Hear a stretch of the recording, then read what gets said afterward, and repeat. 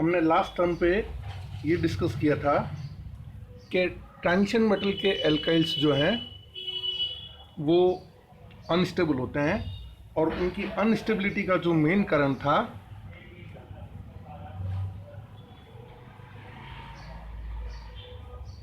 Transition metal एल्काइल्स की, हमने कहा था ये क्या होते हैं, अनस्टेबल। क्यों होते हैं, इसका जो मेन अपन ने कारण बताया था वो ये बताया था कि ये कोऑर्डिनेटिवली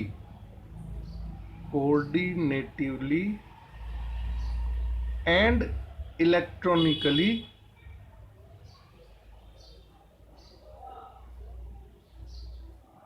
अनसैचुरेटेड होते हैं।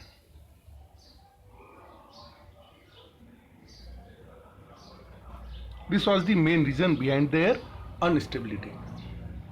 तो आज हम वो मैकेनिज्म पढ़ते हैं जिससे कि ये जो ट्रांजिशन मेटल एल्काइल बना है ये इन कारणों से कोऑर्डिनेटिवली एंड इलेक्ट्रॉनिकली अनसैचुरेटेड होने के कारण से कोई न कोई मैकेनिज्म के द्वारा दूसरे स्टेबल कंपाउंड्स में डिसोसिएट हो जाता है, और ऐसा ही एक मैकेनिज्म है जिसको हम बोलते हैं beta elimination. So our today's topic is beta elimination. क्या है ये beta elimination? Beta elimination is the most common pathway for decomposition of transition metal alkyls. Point number 1, most common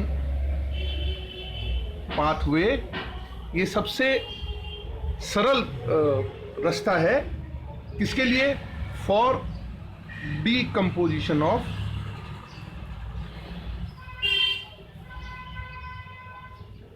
transition metal एल्काइल्स।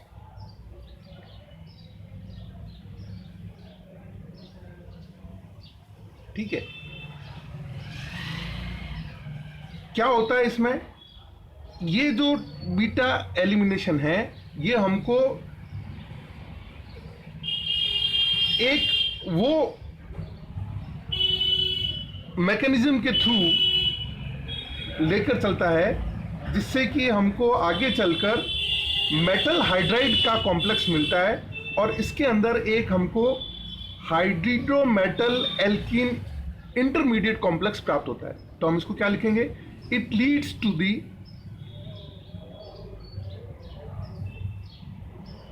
conversion, it leads to the conversion of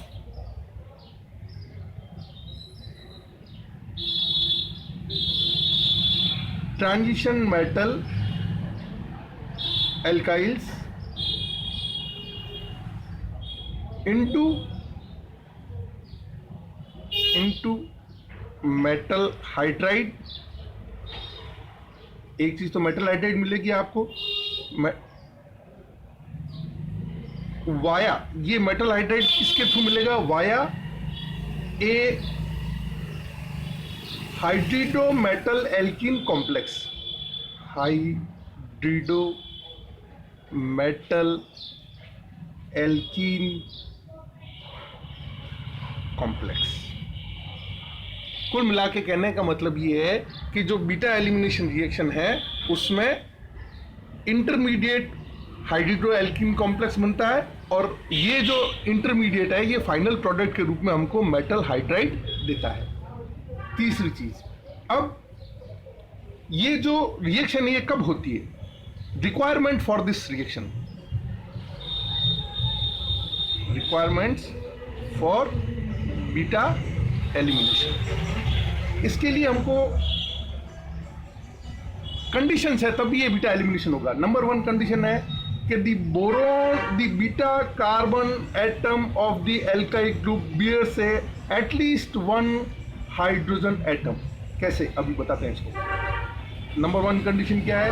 the beta carbon atom of alkyl group, the beta carbon atom of the alkyl group bears at least one hydrogen atom, पहली condition. जैसे ये आपका ये कोई group है, तो ये हो गया आपका अल्फा, ये हो गया बीटा, तो बीटा पे कम से कम एक हाइड्रोजन होना ही चाहिए। Number 2 requirement. सेकंड रिक्वायरमेंट इसकी क्या है कि the metal and alkyl group unit, ये पूरी जो यूनिट है ये कैपेबल होनी चाहिए, unit is capable of acquiring syn coplanar conformation. Syn coplanar conformation क्या है? एक तो कोप्लेनर मतलब आपके प्लेन में ही रहना चाहिए सब कुछ, ठीक है, और सिन कोप्लेनर का मतलब क्या है, आगे में डायग्रामेटिकली और चीज क्लियर हो जाएगी, पहले अपन पॉइंट डिस्कस कर लेते हैं सिन कोप्लेनर क्या मतलब है, आगे क्लियर कर दी। और तीसरी जो बीटा एलिमिनेशन रिएक्शन है, कोप्लेनर मतलब एक प्लेन में होने चाहिए, तो एकदम सिंपल सी बात हो गई। सिन मतलब ये जो मेटल है और ये जो पूरा ग्रुप है, ये आपस में ये बीटा हाइड्रोजन जो है वो इससे सिन कंडीशन में होना चाहिए।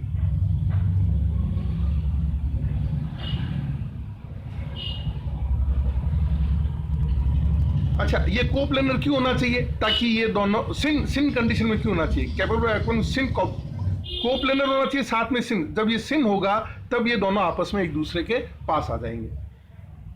तीसरी जो इसके लिए रिक्वायर कंडीशन है, जो कि बहुत इंपॉर्टेंट है, there is a vacant coordination site. ये देखो, ये वो पहली बात जो अपन ने जहां से बात शुरू की थी कि ट्रांजिशन मेटल एल्काइल्स जो है अनस्टेबल क्यों होते हैं, क्योंकि वो कोऑर्डिनेटिवली अनसैचुरेटेड होता है। तो अनसैचुरेटेड होंगे तो वहां पे अपने को एक वैकेंट पोजीशन मिल जाएगी। क्या कहा? There is a vacant coordination site on the metal atom, ठीक है। और इस कोऑर्डिनेटेड साइट को हम, वैकेंट कोऑर्डिनेट साइट को हम इस तरह से एक ब्लॉक या क्यूब या स्क्वायर के रूप में रिप्रेजेंट करते हैं,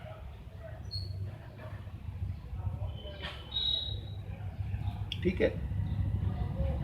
और ये जो कोऑर्डिनेटेड साइड है, जो वैकेंट कोऑर्डिनेटेड साइड है, ये हमेशा cis to the alkyl group होनी चाहिए।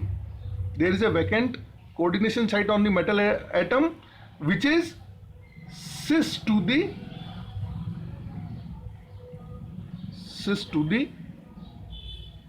एल्काइल ग्रुप, ठीक है। एंड जो मैकेनिज्म है वो कुछ इस तरह से है आपके, देखो ये हो गया आपका लिगेंड n संख्या में, ये हो गया आपका मेटल, ये आपके कोप्लेनर कंडीशन को हमने शो किया, और ये हो गया इससे, ये एक वैकेंट साइट है जो कि किसका रिप्रेजेंटेशन है, जो कि कोऑर्डिनेटिवली ट्रांजिशन मेटल एल्काइल्स जो है वो अनसैचुरेटेड होते हैं, उसका इंडिकेशन है। ये आपके अल्फा, ये बीटा पोजीशन पे हाइड्रोजन होना ही चाहिए, तभी ये बीटा एलिमिनेशन रिएक्शन होगा। और ये आपका CH3, ठीक है। ये इसको हम क्या कहेंगे? Vacant site, which is cis to this alkyl group.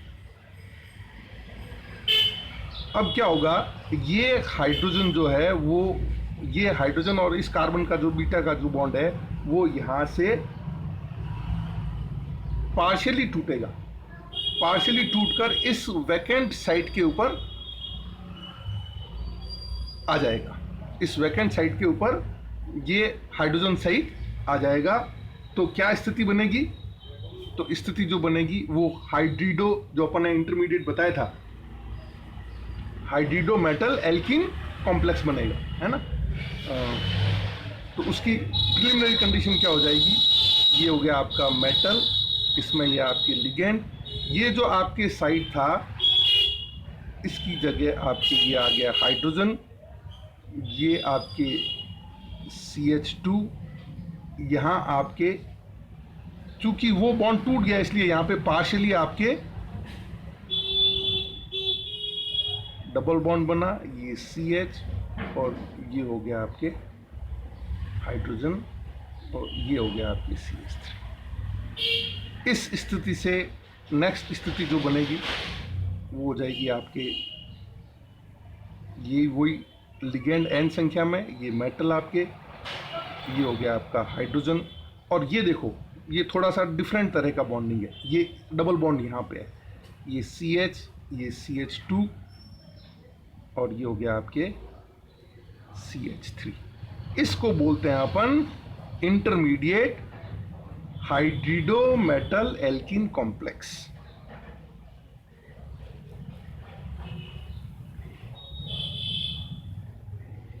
Alkene complex ये इंटरमीडिएट बनता है, और इस इंटरमीडिएट फाइनली ये काम जाएगा, ये आपका ये बॉन्ड टूट जाएगा और प्रोडक्ट बनेगा आपके ये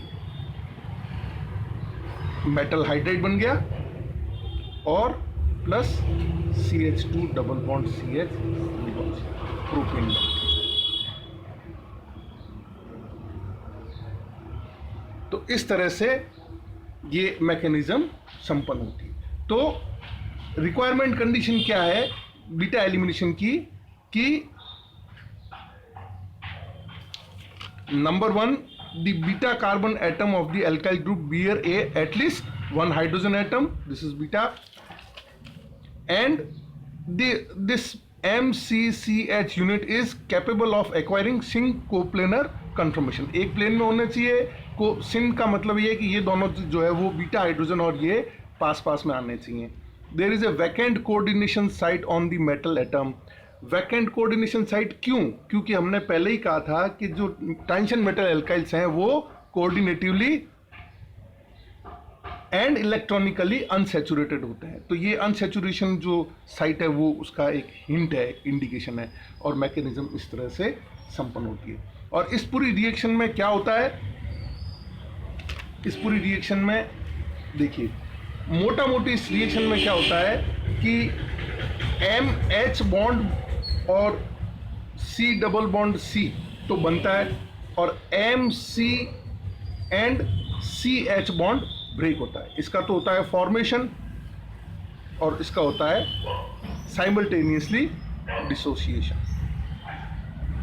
ठीक है, अब इसको एक और तरीके से एक्सप्लेन किया गया है कि the electron count of the hydrido metal alkene complex intermediate is 2 electron more than that of starting tension metal. अभी मैंने क्या कहा आपको कि ये सारी की सारी जो टेंशन मेटल की अनस्टेबिलिटी का कारण क्या है, कोऑर्डिनेटिवली अनसैचुरेटेड, और दूसरी चीज क्या है, इलेक्ट्रॉनिकली अनसैचुरेटेड। ये जो आपका इनिशियल कंपाउंड है इसमें और इसमें जो इंटरमीडिएट बना है इसमें 2 इलेक्ट्रॉन ज्यादा है, इसमें 2 इलेक्ट्रॉन कम है, इलेक्ट्रॉनिकली ये अनसैचुरेटेड है। ठीक है, तो ये रिएक्शन क्यों हुई? क्योंकि जो इंटरमीडिएट बन रहा है वो ये अनस्टेबल है और वो ज्यादा स्टेबल है। वहां पे 2 इलेक्ट्रॉन 18 इलेक्ट्रॉन रूल्स के अकॉर्डिंगली वो ज्यादा स्टेबल हो रहा है, और फिर वो फर्दर आगे टूट करके मेटल हाइड्राइड और एल्कीन बना रहा है। ठीक है, तो दोनों तरीके से मैंने आपको एक्सप्लेन किया, coordinatively as well as electronically ये जो चीज है वो अनसैचुरेटेड है, इसलिए beta elimination reaction will take place. Thank you.